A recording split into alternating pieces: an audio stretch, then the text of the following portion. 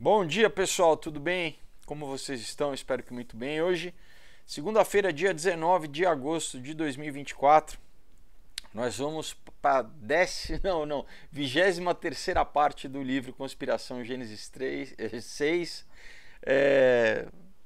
O livro rende, né, pessoal? Então, estamos aí aproveitando tudo do livro. Antes da gente começar, clica aí no botão, no sininho, se inscreva no canal e também aproveite para conhecer os meus quadrinhos, pessoal. Tem aí o link aqui embaixo na caixinha de descrição do site, né, o meu site filipofogose.com. Vocês podem entrar lá e conhecer todos os 7 quadrinhos que eu já lancei. Né? Tem o Lambo, que é para todas as idades, com trilha sonora no Spotify, a trilogia do Aurora, Caos e Ômega, sobre, né, tudo que a gente vai falar hoje aqui de Nova Ordem Mundial, Sociedades Secretas. Aqui eu explico tudo isso direitinho, com muita ação, uma história, uma trama incrível. Um outro dia sobre os desafios que o jovem tem quando entra na faculdade. A gente fala de temas delicados como droga, sexo, doutrinação política. Ganhei o prêmio do Ministério da Cultura com essa história. O Knock Me Out, que é um romance que se passa no mundo das artes marciais, uma história incrível, sensacional, homenagem aos filmes dos anos 80, como Rock, Karate Kid, mas com um quesinho assim de romance, né? Tem trilha sonora no Spotify também. E o Comunhão, sobre como você enfrentar o mal face a face e não esmorecer, mas vencer. Uma história também incrível. Então, pessoal, esse material todo você adquire diretamente comigo. Não é pela Amazon, não é Mercado Livre, não. É pelos meus canais, tá? Você pode pedir pelo Instagram também. O link eu vou deixar aqui embaixo. É só mandar uma mensagem no direct ou pela página do Aurora HQ no Facebook, tá bom? Também aqui embaixo tem o link do Odyssey, uma plataforma alternativa que eu também posto os vídeos lá, né? A gente tem um backup. E o do Subscribestar é a plataforma para você que gosta do canal e quer se tornar apoiador ou apoiadora, tá bom? E eu agradeço todo mundo lá do Subscribestar, muito obrigado pelo apoio de vocês. Então vamos começar, pessoal, já, para a gente não perder tempo. Vamos retomar aqui. Então, o autor fala assim, olha, nesse livro, né, eu falei, né, ele falou... falei um pouco a respeito de Satanás, dando várias dicas, vamos dizer, a respeito, né, dessa figura. Então ele fala, agora vamos falar exatamente sobre, né, quem é, né, e a relação dos maçons com ele, né. Então ele fala, os maçons, eles realmente acreditam, né, que o verdadeiro Deus desse universo é Lúcifer. A maçonaria e todas as suas organizações associadas, no final das contas, estão preparando a nova ordem mundial, né, para ser a nova Babel, né, fazendo referência à Torre de Babel, para conduzir o mundo a adorar Lúcifer. Então, os ensinamentos de todas essas formas diferentes de misticismo pregam a mesma doutrina. Todos declaram Lúcifer como sendo um serafim caído, né? Isso com certeza é também declarado pelos maçons, né? Mas também nós vemos isso no movimento da Nova Era, particularmente numa organização recente, né, que está no centro da maçonaria, os Illuminatis, né? Eles todos estão, né, tem, vamos dizer, registro deles adorando, né, esse anjo caído, e vendo Lúcifer como o Deus bom, né, a quem, vamos dizer, muito falaram mal, né, na verdade como se ele tivesse sido injustiçado, né. Então Lúcifer, né, conforme a visão deles, é o verdadeiro Deus bom, enquanto o verdadeiro Deus do universo, né, o Deus que a gente lê na Bíblia, ele sim é mal e ele sim é o diabo. Então, para eles, o Deus bíblico, né, Jeová, ele que é... Né, isso é basicamente pensamento gnóstico, né, pessoal? Eu já falei diversas vezes aqui no canal. O gnosticismo né, considera Jeová a Debaiot, né? Eles falam que ele é o demiurgo, ele prende o homem, né, aqui na matéria, e que Lúcifer ele é o emancipador do homem, né? Ele é Prometeus, né, no mito grego ali, que deu ciência, deu conhecimento escondido para o homem, para tornar o homem o que? Deus, para, né, emancipar o homem, levar o homem à apoteose, né? Tudo isso é a mitologia gnóstica, que é a mesma dos maçons, né? Então, Lúcifer ele se mascara como um anjo de luz, né? Isso é bíblico. A luz para os maçons é o símbolo de inteligência, de informação, de conhecimento e de verdade.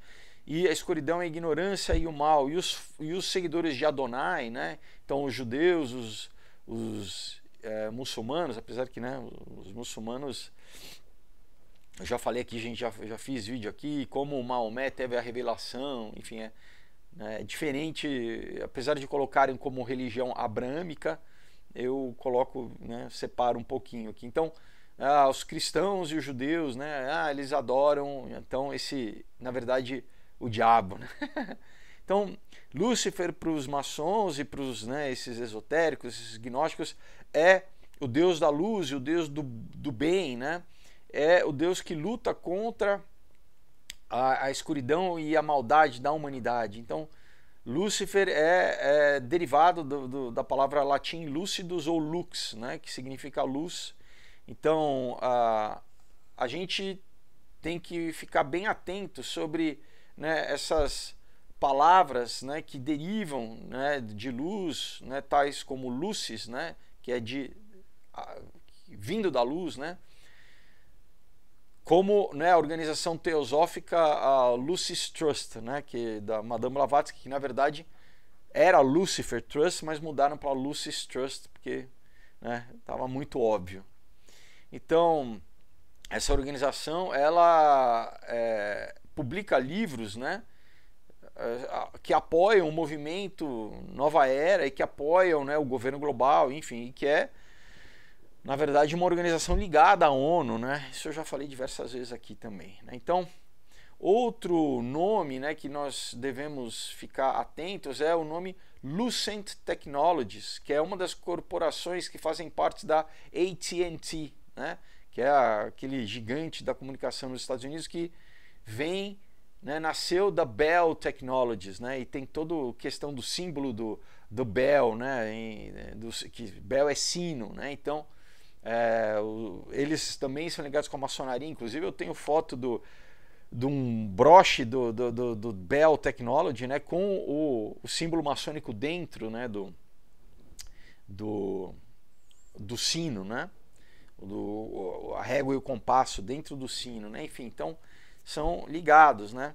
Então ele fala que essa empresa, né, ela era uma franquia de uma outra empresa chamada Mondex, que fazia os smart cars, né, para serem usados nos Estados Unidos. Então, de novo, né, eles precisam de empresas para o que? Desenvolver a tecnologia que vai ser utilizada no controle social, né, no que eles estão preparando, né, que a gente já está vivendo aí. Estamos, na verdade, há décadas aí vivendo nessa preparação, nessa criação dessa infraestrutura para ter um controle global, né? Então, Lucent, né, é composto da palavra Lúcifer também, né? E o que é mais interessante é que o logo dessa companhia é o símbolo da serpente solar ou do dragão vermelho, que na Bíblia é conhecido como Satanás, né? E que para os místicos é Lúcifer. Então a Lucent Technology, né, que, né, moveram, né, levaram o seu escritório para o número prédio 666 da Quinta Avenida em Manhattan, que foi o prédio, inclusive, que o Jared Kushner, né, a família do Jared Kushner, comprou lá em Nova York, né? Então, essa empresa depois ela se fundiu com a Alcatel em 2006. Ele fala, eu não estou certo se esse tipo de companhia os cristãos deveriam escolher, né, para ter controle sobre, né, os smart cards que em breve irão ser utilizados na sociedade cashless, né, sem dinheiro. Particularmente quando essa Mondex ela já apresentou, né, que o chip nesse smart card, né, ele irá ser substituído por um chip que será inserido tanto na mão ou na testa por razões de segurança, né? E aí isso diretamente faz referência ao que a gente lê em Apocalipse 13, né, da marca da besta. Então ele fala, atualmente a Mastercard ela detém o controle na Mondex, né, e nas suas tecnologias, né? Eles têm interesse em utilizar a tecnologia, né, dessa Mondex, que é subsidiária da Lucent, né? Enfim, são várias, né, uma companhia que é ligada a outra, mas enfim. E também eles ofereceram essa tecnologia para a Visa. Então, né, ele fala, lembre-se que a doutrina, né, da conspiração Gênesis 6 revela que eles querem iluminar né, o papel, o dinheiro de papel de todas as economias, né, de todas as moedas. E isso vai dar poder pro falso Messias, pro anticristo, para ele exatamente controlar a economia mundial, né? Então ele fala, nós temos que sempre estar atentos a organizações, né, que tem o seu nome, algum tipo de derivativo de luz ou de Lúcifer, né? Então,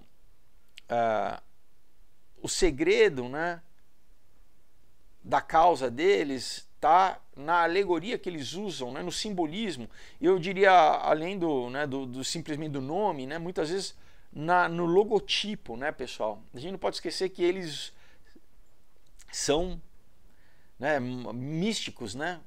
Então eles sempre usam simbologia, eles sempre se comunicam, porque a linguagem simbólica é a linguagem dessa galera universalmente, porque, né, para quem não entende nada, a pessoa não bate o olho e não sabe, né? Mas quando a gente tem um pouquinho de conhecimento, você já consegue identificar, né, como eles se comunicam, ou seja, através de uma linguagem crepuscular, né, que eles dizem, Twilight Language, né, em inglês, e também pelo simbolismo, né? Eles colocam muito na simbologia. Então o autor ele fala assim, continuando, né, nesse engano da nova era, nós encontramos que Lúcifer é rival de Adonai, que é o deus mau do cristianismo. Então Lúcifer é bom, enquanto Adonai ele é sempre mal, né? Então ele fala, como na narrativa suméria do dilúvio, né, no épico de Gilgamesh, Enki, que é Satanás, ele era o deus bom que avisou, né, sobre o dilúvio, desculpa, que em inglês é deluge, né, o dilúvio que viria, e que seria, né, vamos dizer, trazido por Eliu, que corresponde a Adonai, né? E então, da mesma maneira também, na mitologia grega, na mitologia atlante, né, eles colocam Zeus como o deus dos céus que trouxe o dilúvio, enquanto Poseidon, o deus do mar, ele tinha domínio sobre a terra. E a maçonaria considera Lúcifer como sendo um espírito intelectual, né, o espírito da inteligência, ele sendo o agente universal do magnetismo. Lúcifer é considerado o Deus, né, que luta a favor da humanidade contra o Adonai, que é opressivo, o Deus, né, que, vamos dizer, fala mal de Lúcifer, né, e que os sacerdotes de Adonai falam mal de Lúcifer. Então, a maçonaria acredita que se Lúcifer não fosse, né, a verdade, né, o Deus verdadeiro, os sacerdotes de Adonai não iriam, vamos dizer, falar mal de Lúcifer. Então, para eles, Lúcifer seria o primeiro pensador livre, né? O primeiro emancipador dos mundos, né? Então, Satanás, para eles, ele quer libertar, né, o nosso universo, né? E haverá uma guerra galáctica, né, com seres alienígenas, né, que iriam invadir, na verdade, libertar o nosso mundo em breve, né? Então, claro que tem toda a questão também da mitologia alienígena, né? Inclusive, estão já condicionando a sociedade, porque quando houver o arrebatamento da igreja, a explicação que eles vão dar, né, do desaparecimento de milhões de pessoas vai ser que essas pessoas vão ser abduzidas para exatamente desimpedir o avanço, né, a evolução espiritual do planeta. Tá? Isso eu já li aqui para vocês livros da Nova Era, onde eles falam isso, literalmente livros dos anos 50, tá, pessoal? Muito antes de toda essa coisa de Hollywood, né? O primeiro filme de extraterrestre grande assim na cultura foi na década de 50, né? Foi o dia que a Terra parou, né? Depois teve Guerra dos Mundos, né? Mas já trazendo o que? Essa Guerra dos Mundos, adaptação do livro do H.G. Wells, socialista fabiano, já trazendo, começando a tal da programação preditiva de, né, começar a colocar no inconsciente coletivo das pessoas, olha, os alienígenas, né? Na verdade, o propósito é esse, né? De criar exatamente uma falsa narrativa, né? Para que as pessoas sejam enganadas, né?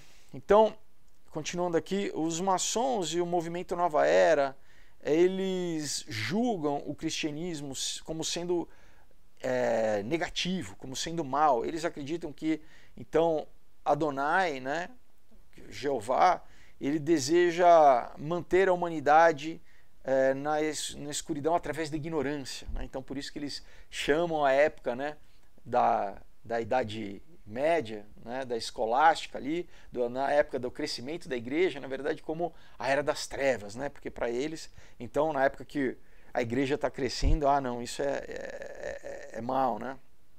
E que o Deus bíblico, ele é inimigo do conhecimento e da ciência. Não, Deus, ele não quer o conhecimento do mal, né? Ele não quer que a gente conheça o mal, né? Então, eles apontam Deus como proibindo Adão e Eva de comer da árvore do conhecimento do bem e do mal no Éden, como um exemplo de que Deus é o Deus da ignorância. Olha só, pessoal. Então, na verdade, né, Deus em nenhum momento queria proibir que o homem... Porque Deus é a fonte da sabedoria, Deus, né, que criou todas as coisas, ele tinha comunhão com o homem tinha acesso a Deus, Deus determinou para que o homem nomeasse todos os animais, né? Então, o homem tinha uma capacidade intelectual já, né? Na verdade, houve uma involução da capacidade humana, não um processo evolutivo. Na verdade, o homem evoluiu. Então, em nenhum momento, né, Deus queria, vamos dizer, proibir o homem de ter acesso aos conhecimentos, né? A criação, aquilo que é bom, mas ele não queria que o homem tivesse conhecimento do quê? Do mal, né? Daquilo que destrói. Então, olha a inversão, né? Na verdade, então, os maçons, eles falam, não, né? O Deus bíblico, ele é mau, porque ele não quer... Mas espera aí, é igual um pai, né? O pai que protege o filho de o quê? De, por exemplo, fazer algo destrutivo, né? Usar droga. Então, o conhecimento, a gente pode falar a respeito de todas as coisas. Você usa a droga, você está passando a conhecer os efeitos da droga, né? Então, se você fala, não faça isso, não bote o dedo na tomada, né, o exemplo mais básico, né, do pai, Porque você vai conhecer o que é levar um choque, né? Então, tem coisas, pessoal, que na verdade a sabedoria é exatamente você saber que uma coisa é ruim, você não precisa fazer aquilo para saber que aquilo é ruim, né? Enfim, mas é esse conhecimento que, né, essa distorção que eles falam, né, que eles pregam, eles acham, ah não, então nós temos liberdade para fazer o que a gente quiser, né, e faça o que tu queres porque tudo é da lei, né, tudo bem, é a liberdade que vai te levar à destruição, né. Na verdade, a Bíblia diz, né, que o temor a Deus é o princípio da sabedoria, né, a gente lê em Provérbios. Qual que é o princípio da sabedoria? É o que? Temer a Deus no sentido de respeitar e acreditar naquilo que Deus falou que é verdade, né? Porque isso é para exatamente como um pai que quer preservar o filho, isso é para nos preservar. Então quando ele fala não mate, né, dá a lei, dá os mandamentos, é tudo aquilo que é o que é, se você fizer, você vai ser autodestrutivo, vão ser coisas, você vai ter resultados ruins, né? Então, não, eu não quero ter lei, eu não quero ter nenhum limitador, eu sou livre para fazer o que você quiser, para fazer o que eu quiser. Tudo bem, você vai ser livre, entre aspas, para se destruir. E isso que é o engano de Satanás, porque o Satanás, como Jesus fala, né, o inimigo veio para matar, roubar e destruir, né? A gente lê no Evangelho de João. Então ele quer enganar a humanidade, né, para vender uma falsa liberdade, né? Na verdade, está falando assim, olha, você só vai ser livre se você, né, se você for contra a lei de Deus, né, se você transgredir, né, tá sempre a liberdade na transgressão da lei, né, daquilo que é, né, daquilo que é bom, daquilo que é certo, né. Na verdade, é liberdade para exatamente errar, né. Então, de acordo com Epperson, né, a maçonaria cita Adonai, né, e os feitos dele, como por exemplo ter mandado o dilúvio, né, a conquista da terra prometida, né, de Israel, por exemplo a destruição de Sodoma e Gomorra, como provas da crueldade do Deus bíblico, né? Então, não, pessoal, existe o certo, existe justiça, e Deus é um justo juiz, e Deus do que ele não tolera o erro, ele não tolera o pecado, né? Então, e claro, né, que existem, por exemplo, se você lê e de novo, né, pessoal, a gente quer justiça. Quando você vê, né, uma notícia de, sei lá, houve ali um massacre num lugar, ou uma pessoa foi abusada, né, crianças foram abusadas, isso gera um desejo de justiça em nós, né? Ou deveria, pelo menos, né? Então, né, peraí, então não deve ter justiça quando esses atos são feitos, né? Então não tem, então sim, Deus vamos dizer, é a última instância da justiça, é Deus. Então porque Deus exerce a justiça, ele é mau? Então olha a inversão de novo, né? E a esquerda, né, ela politicamente falando assim, ela também trabalha nessa inversão de valores, né? Ah, não, a gente defende sempre o agressor, né? A vítima a gente esquece, a gente não, né, não presta atenção, né, em quem sofreu, né, o dano, né? A gente, não, vamos ver sempre o coitadinho de quem agiu mal, né? Então, os maçons, né, eles acreditam, né, que Lúcifer quer libertar e iluminar a humanidade para que ela tenha todos os tipos de conhecimento, incluindo do bem e do mal, né? Que isso irá levar a humanidade a ascender até a divindade, né, para que o homem seja Deus, né? Finalmente, a maçonaria acredita que Lúcifer irá vencer a Deus, né, em um futuro não muito distante, nessa guerra galáctica entre divindades, né? Então eles literalmente acreditam, né, que para eles o Deus bíblico não é o Deus criador, que ele não tem todo o poder. Então não é todo poderoso, né? Então eles literalmente trabalham achando que, né, eles estão ajudando a Lúcifer a, vamos dizer, vencer o Deus bíblico, né? Então, a pedra angular da doutrina do misticismo, né, e da maçonaria determina que todo conhecimento é bom e que por isso, né, eles tentam trazer esse conhecimento para a humanidade.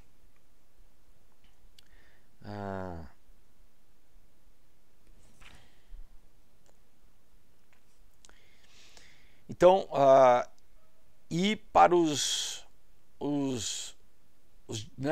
discípulos do grau 33, eles são iluminados, eles são adeptos, né? E eles vão ter a oportunidade de evoluir e chegar ao status de divindade, né? Então, os cristãos, né, que colocam a fé sobre a razão, né, automaticamente não são qualificados, né? Porque para eles, né, de novo, Jesus, ele fala o quê? Deus escolheu as coisas loucas desse mundo para confundir as sábias, né? Deus, ele quebra essa lógica deles aqui, né? De novo, não é ver para crer, é crer para ver, né? Então, os cristãos, eles são considerados obsoletos, né? E eles não, para eles, né, os cristãos não são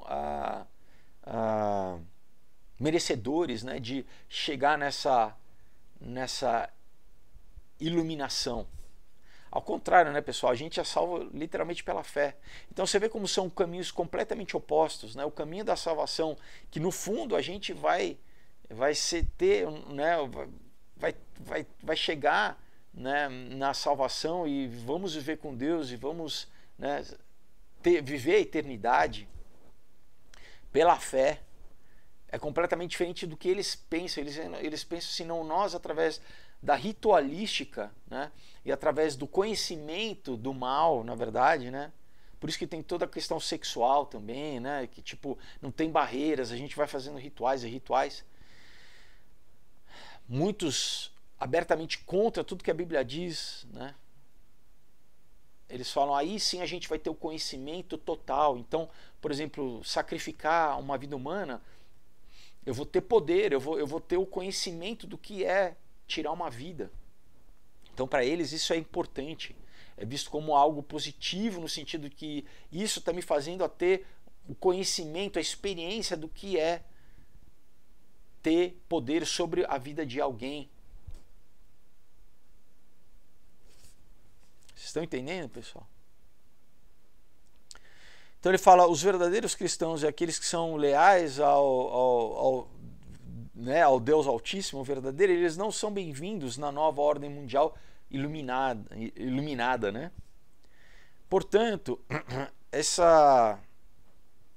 plano, né, que tem sido colocado, né, em movimento aí ao longo dos séculos, né, em breve irá isolar, né, os cristãos e os monoteístas como sendo intolerantes, ignorantes, né, como sendo, vamos dizer, cegos, obedientes ao Deus maligno da Bíblia, né?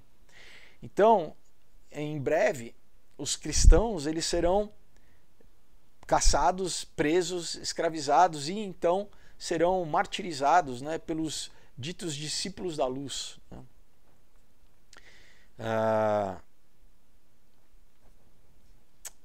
E aqui a gente vai para o capítulo 72, né, onde ele abre com Tiago capítulo 5, versículos de 1 a 6, ele fala, então, ouçam, né, os ricos, né, e aqueles que choram né, por causa da miséria que está vindo sobre vocês, né?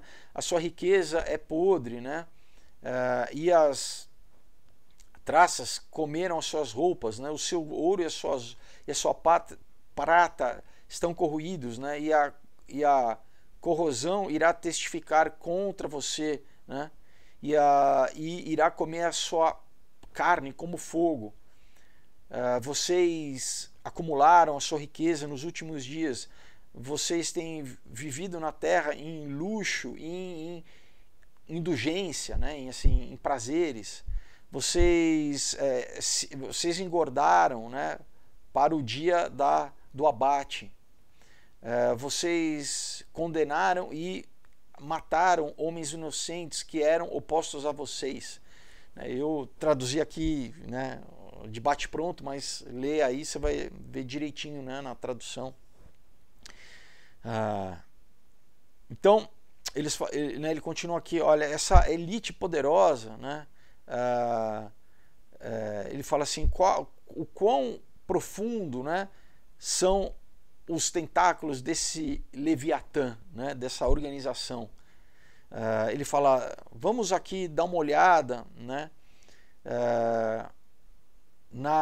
no começo dessa casa real do dinheiro, né, a família que é sinônimo com o sistema bancário, né, internacional, que são os Rothschild, né? Então, a família Rothschild, né, era e é, né, o banco central do movimento maçônico, né? Então, os Rothschild, né, têm sido membros da maçonaria desde o século XVIII. Né? Eles se enriqueceram com as guerras na Europa, né? Então, o império dos Rothschild, né, vamos dizer, surge, é derivado também, né, dos movimentos templários, né? Então, os templários foram os primeiros banqueiros modernos da Europa, né, que subsidiaram guerras europeias com os seus empréstimos, controlando vastas quantidades de dinheiro. Portanto, né, essa autoridade poderosa precisava ser, vamos dizer, trocada, né, substituída. Então, né, os bancos fundados pelos templários, né, na época tinha uma fortuna estimada a 20 bilhões. Então, o ato, né, de vamos dizer, banqueiro, né, a prática, né, econômica, se tornou o primeiro objetivo, né, da agenda desse priorado e do Hugues de Payens, né, e do Jacques de Molay, né. Então ele fala que Marcale, que é um autor, ele diz que uma das principais funções dos templários era facilitar a transferência de fundos da Europa para, né, a Terra Santa, né? Porque isso na época das cruzadas, né, da Reconquista e tal, né? Para os cruzados e para os peregrinos, né? Então eles se tornaram né, a primeira, vamos dizer, instituição bancária da época, né? Então os templários, eles inventaram, né, basicamente os cheques, né, para você trocar. Então você chegava vamos dizer, sei lá, na Itália, num banco deles, né, você deixava o seu ouro, eles te davam uma nota promissória, um cheque, e aí se você tivesse, né, se fosse ao longo do caminho ali para ir para Terra Santa, sei lá, na Turquia, tinha um outro escritório deles ali, você podia sacar, né, trocar o teu cheque e tal. Então o Jim Marrs, ele descreve os templários como sendo uma organização, parte do priorado de Sião, que foram os pioneiros no conceito de criar crédito e de alocar crédito, né? Então eles foram os primeiros banqueiros modernos, né? Como a gente entende o sistema bancário de hoje, que principalmente o banco, pessoal, funciona como crédito, né? Tudo bem, você deixa o dinheiro lá, mas onde eles têm lucro, na verdade é o que? Emprestando dinheiro e o que? Ganhando nos juros, né? Na usura, né?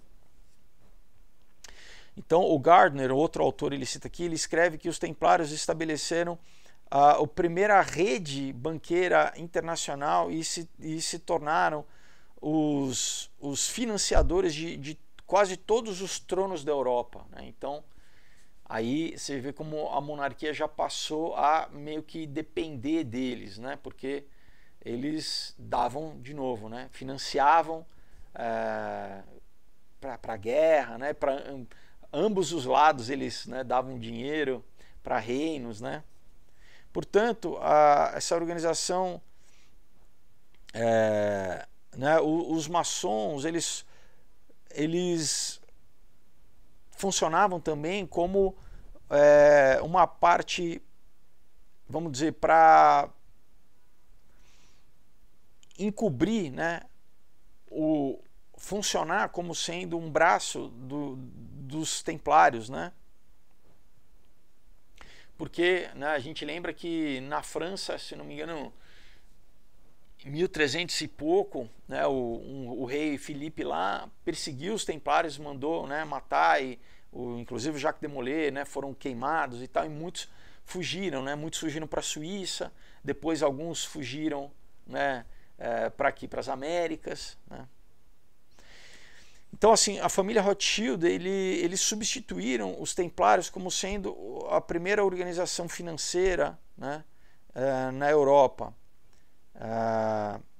Eles cresceram opulentes, né, eles ficaram poderosos, bem como os templários, da mesma forma, subsidiando guerras na Europa, né. Que muitas guerras, inclusive, que eles ajudavam a começar, como até hoje, né, pessoal, o complexo militar industrial lá nos Estados Unidos quer guerra, né, que está tudo conectado, né, pessoal, eles ganham dinheiro com guerra, né? Eles vendem armamento para países que eles mesmos vão invadir, né? Então eles usavam os empréstimos para manipular monarquias para que elas obedecessem a sua própria agenda. Então, né, eles em pouco tempo conseguiram, vamos dizer, colocar em dívida, né, endividar quase todas as casas, as monarquias europeias. Todos acabavam, né, devendo dinheiro para eles, né. Da mesma forma como o FMI controla, né, os países do terceiro mundo através de dívida. E para isso que o FMI foi fundado, né, junto com a ONU, depois da Segunda Guerra, né, exatamente para deixar, né, os países de terceiro mundo eternamente endividados, né, criar esse ciclo, né, de que você está sempre devendo, né.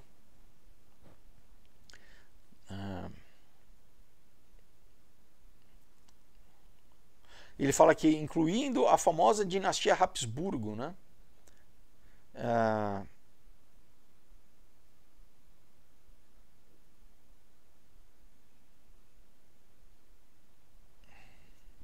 Então a família Rothschild, né, se originou com o Mayer Amschel Bauer, né, que era um alemão, né, mais de origem judaica, nascido em 23 de fevereiro de 1744 em Frankfurt, né.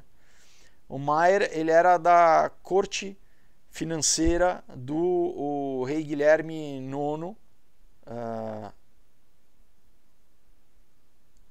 e ele era um administrador, né, na província de Hesse-Kassel, e ele era maçom também. Então, logo após isso, Mayer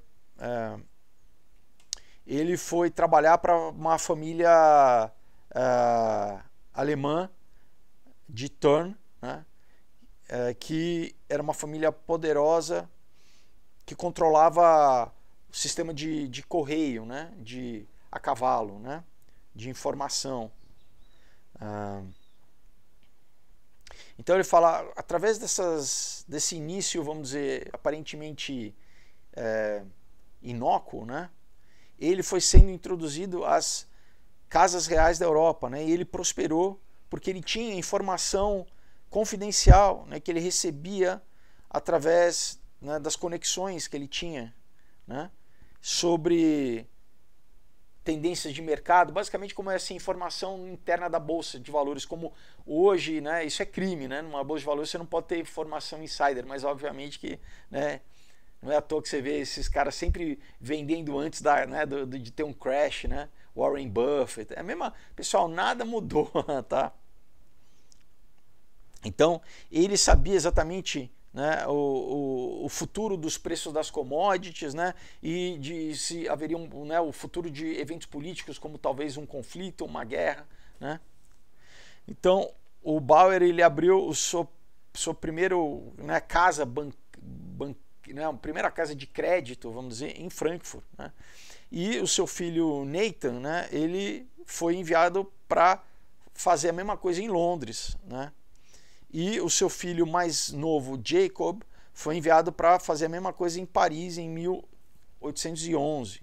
Então ele tinha 5 filhos, ele enviou cada filho para uma das principais cidades europeias para exatamente, né, ter o controle, né? Eles falam assim, olha, se um dos filhos se prejudicar aqui, os outros não ajudam, né? Então os caras, né, se casavam só internamente, né? Tudo casava com prima, era, né?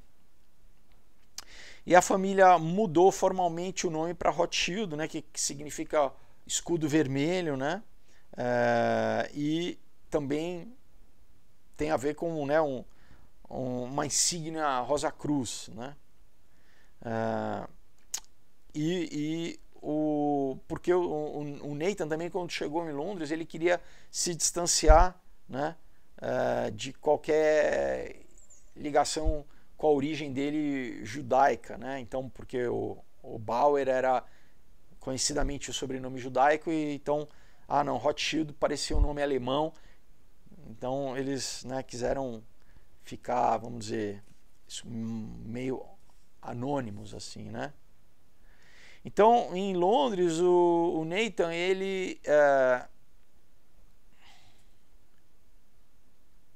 ele começou, né, a criar, né, uma rede de agentes, né, funcionários e agentes, né, para começar, enfim, o objetivo era controlar no fundo a monarquia inglesa, né, da mesma forma como eles já tinham feito com monarquias no continente, né.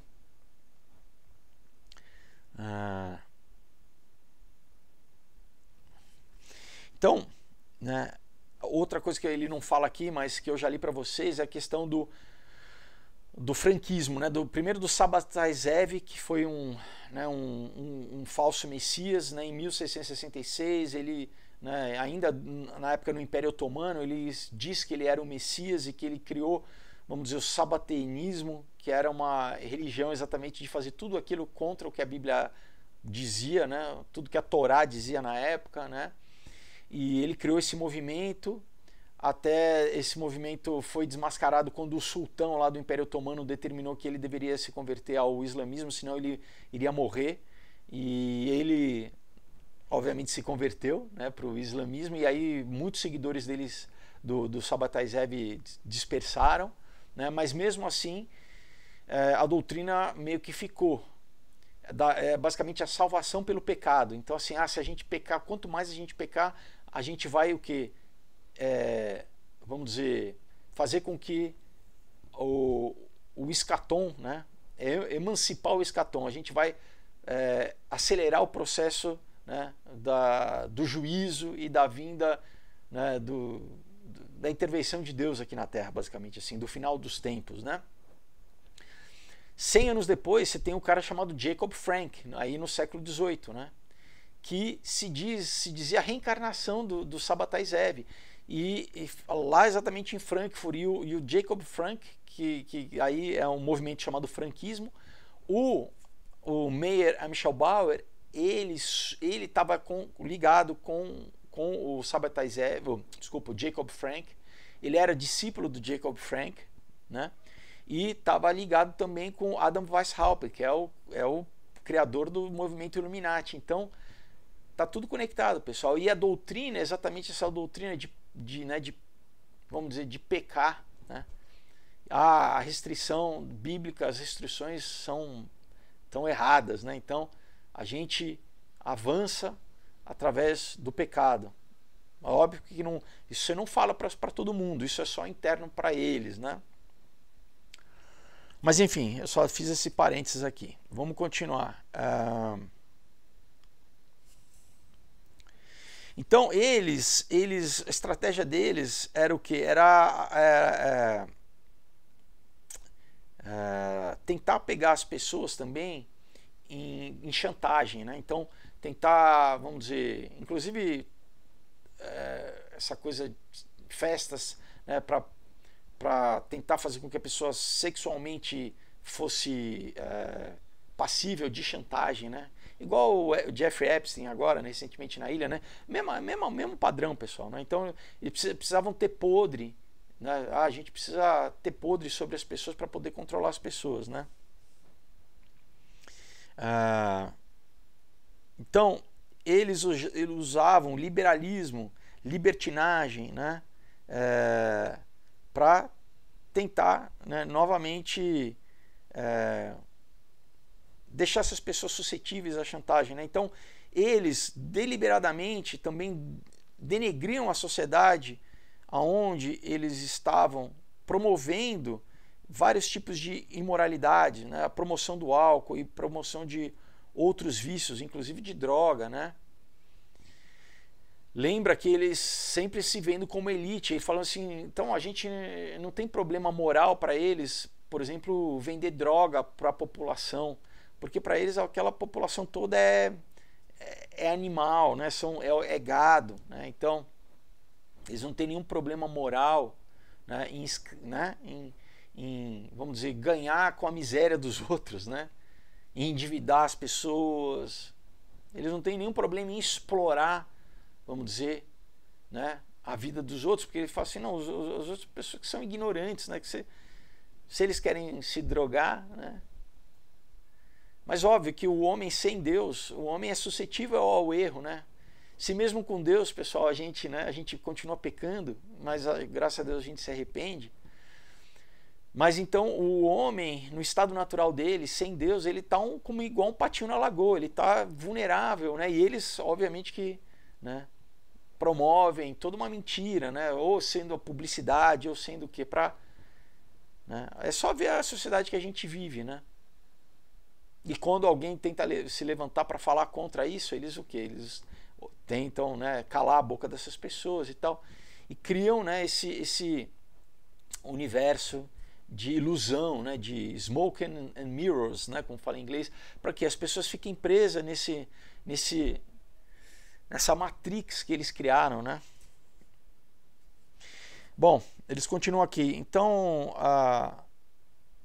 em 1814, os Rothschild estabeleceram laços, né, comerciais com os Warburg, né, de Hamburgo, né, a família Warburg, né, que inclusive essa família que depois, 2 séculos depois, iria fundar o Paul Warburg, que seria um dos fundadores do Federal Reserve nos Estados Unidos, ia controlar o Banco Central Americano, que é uma instituição privada, que não pertence ao governo, né? Em 1785, eles estabeleceram, né, laços próximos com a família Schiff, né?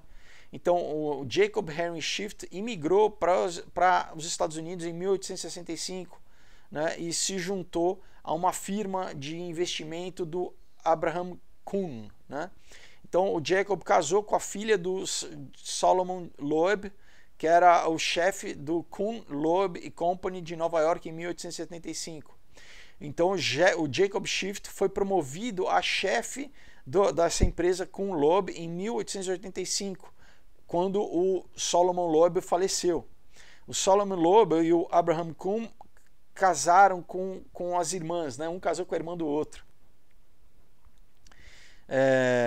Felix Warburg casou com a filha do Jacob Schiff, né? O Paul, né, o Warburg,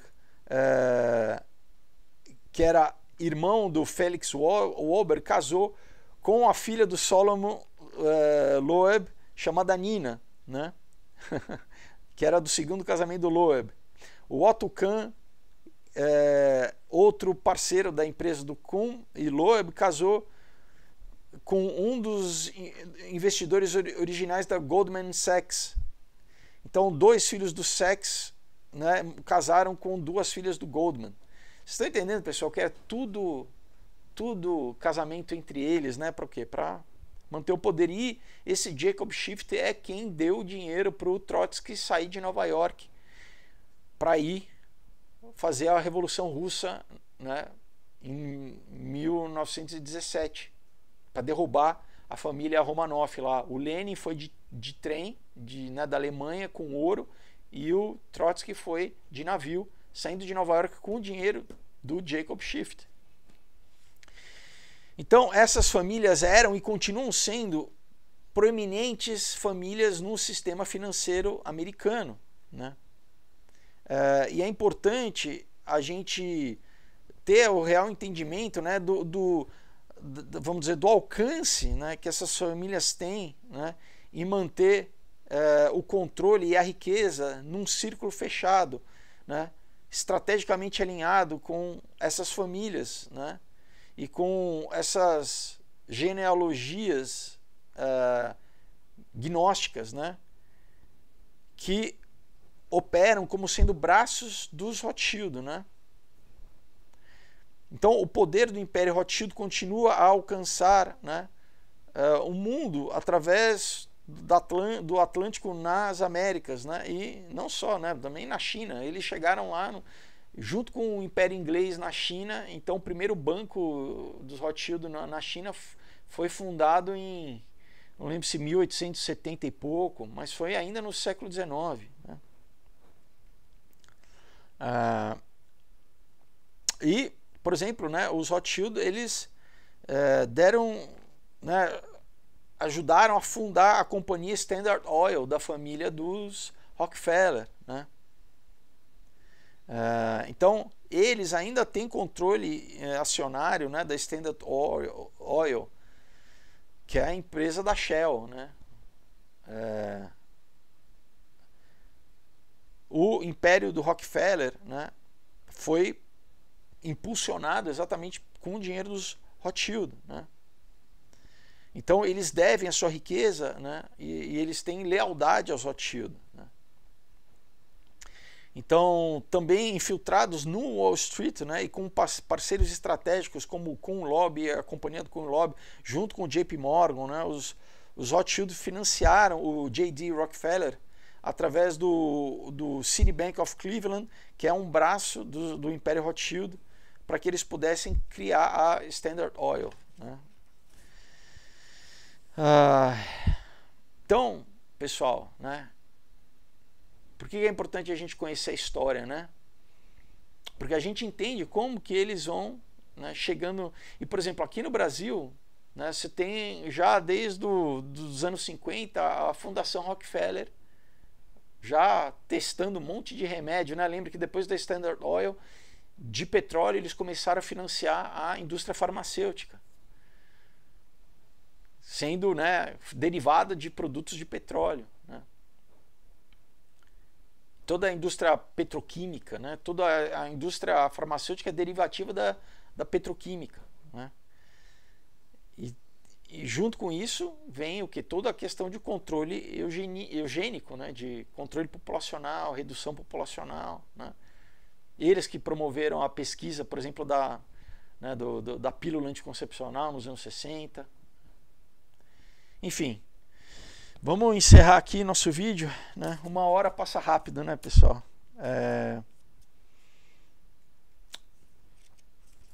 Enfim, né? Eu sei que talvez quem assiste o meu canal há mais tempo já ouviu eu falando dessas informações de outros livros, né? Mas talvez você está ouvindo isso pela primeira vez. E é importante você entender, né, que existe, pessoal, um sistema que controla o mundo, que as coisas não são assim, né? Não acontecem por acaso, né? Realmente as coisas são conectadas, né?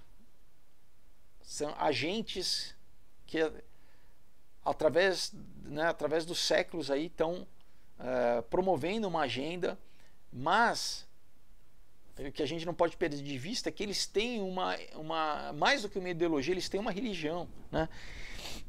E de quem que eles obedecem, né? Se a gente pensar que a igreja de Jesus aqui, né? A igreja avança e tem avançado porque Deus, né, conduz, né? Desde Atos 2 ali, quando o Espírito Santo desceu no dia de Pentecostes, né? E as pessoas foram batizadas no Espírito, a igreja tem avançado e tem quem que controla, pessoal? É o Espírito Santo de Deus, Deus que vai dirigindo, né? Agora, o inimigo tem os seus servos também, né? Ele tem, como eu falo, tem pessoas que literalmente eles estão presos o quê? Nos seus pecados, né? E eles servem a esse falso Deus, porque esse falso Deus fala para eles, olha, tá, é ok vocês, né, fazendo o que vocês quiserem, vocês, né, explorarem os outros, não precisa ter culpa, né? Você está entendendo? Então eles falam, não tem culpa, né? Como a mesma coisa como você vê o George Soros naquela entrevista dele falando, olha, você se sentiu culpado em tirar dinheiro dos teus próprios irmãos judeus, né, no final da Segunda Guerra? Ele fala não, literalmente, né? É o que a Bíblia fala, que está cauterizado, né, o espírito dele, né? Está cauterizado, a consciência dele está cauterizada. Ele não tem problema nenhum eu explorar, né, as pessoas, eu roubar as pessoas. Então, é isso que a gente precisa, né, pessoal? Se posicionar, entendeu? Novamente, eu sempre, né, ao final do vídeo eu lembro que é uma decisão nossa de que lado que a gente quer estar, né? Você quer operar segundo segundo esse Deus, o Deus desse mundo, né? Que na verdade quer nos destruir, quer destruir o ser humano, né? Ele odeia o ser humano, mas ele engana, ele fala, olha, né? Comigo aqui você vai poder fazer o que você quiser, mas esse fazer o que você quiser é uma estrada que leva à própria morte, leva à destruição, né? E tem, né, Deus que fala assim, olha, é mais difícil, ó, que a porta é estreita, né? Jesus fala, né? A porta é estreita, né? É largo o caminho que leva à perdição, né? Mas o caminho que leva à vida eterna, ele é um só, e é Jesus, né? E claro, isso vai exigir mudanças, né, nossas, tem que existir uma transformação nossa, né? Não é o oba-oba, sim, não, né? Por quê? Porque tem o certo e tem o errado, né? E a gente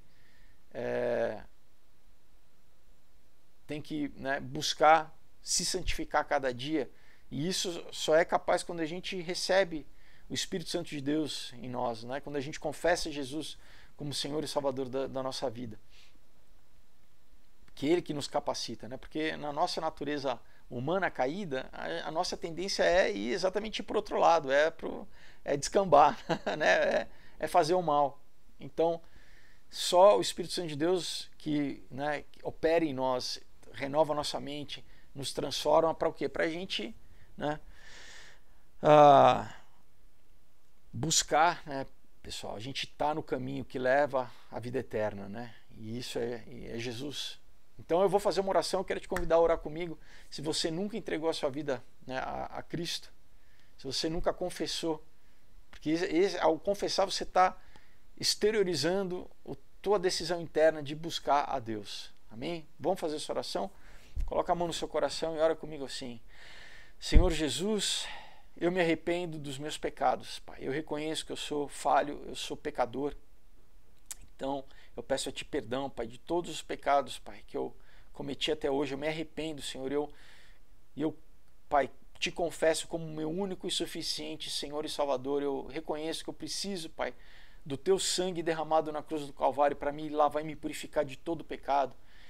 Eu te convido, Espírito Santo de Deus, para habitar em mim, para ser entronizado na minha vida. Eu peço, venha conduzir os meus passos a partir de hoje. Venha, Pai, a fazer a tua vontade, que a tua vontade seja feita na minha vida, Pai. Eu reconheço que eu sou falho, que eu sou limitado.